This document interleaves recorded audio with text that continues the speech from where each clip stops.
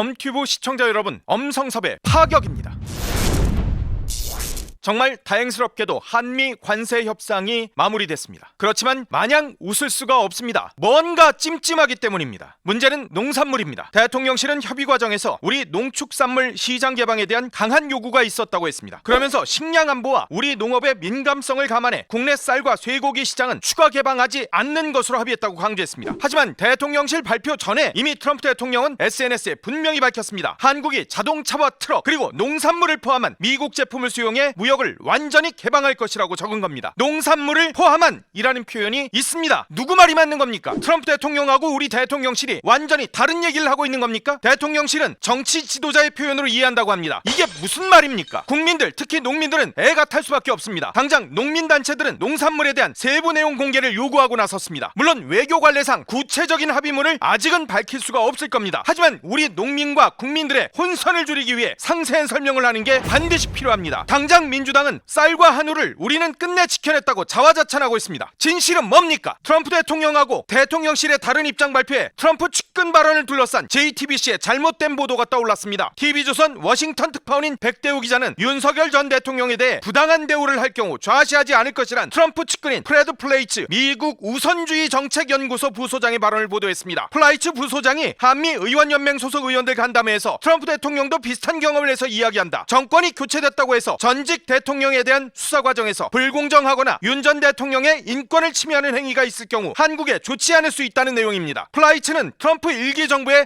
국가안보회의 비서실장을 지낸 핵심 인사입니다. 한미 관계가 삐걱거리는 와중에 이런 핵심 인물이 여야 국회의원 앞에서 직접 윤석열 대통령에 대해 언급했다는 점에서 많은 관심을 받았습니다. 그러다 보니까 JTBC가 숟가락을 딱 얹은 겁니다. 그런데 그냥 숟가락만 얹은 게 아니라 왜곡을 합니다. JTBC가 팩트체크라고 하면서 플라이츠를 서면 인터뷰합니다. 그리고는 TV조선 보도가 사실과 달랐다고 보도했습니다. JTBC는 윤 부당한 대우, 트럼프 측근 발언, 당사자에게 물으니 말한 적 없다는 기사를 냈습니다. JTBC는 트럼프와 가까운 미국 인사가 이걸 문제 삼으며 좌시하지 않겠다고 말했다는 주장도 나왔는데요. 저희가 당사자에게 확인해봤더니 이 주장 사실과 달랐습니다. 먼저 김혜미 기자 리포트 보시고 팩트체크 이어가겠습니다라고 했습니다. JTBC는 플라이츠 부소장에게서 받은 이메일을 근거로 제시했습니다. 그러면서 윤 전 대통령이 부당한 대우를 받고 있다고 말한 적이 없다고 강조했습니다. 자신이 윤 전 대통령의 현재 상황에 대해서 알거나 판단을 갖고 말한 게 아니라는 겁니다라고 했습니다. 결국 각종 커뮤니티에서 어떤 일이 벌어졌습니까? JTBC 보도가 맞다, TV조선 보도가 맞다, 논쟁이 벌어졌습니다. 보다 못한 플라이츠 부소장이 직접 나섰습니다. 플라이츠는 SNS에 확실히 밝히건대 JTBC는 내가 김혜미 기자에게 말한 걸 잘못 보도했다. 그녀가 고의적으로 내 답변 일부를 빼먹었다고 했습니다. 특히 내 답변에서 핵심 문장을 뺀 채 보도한 JTBC는 이 보도를 가짜뉴스로 만들어버렸다고 밝혔습니다. 그러면서 다음부터는 JTBC 보도에 협조하지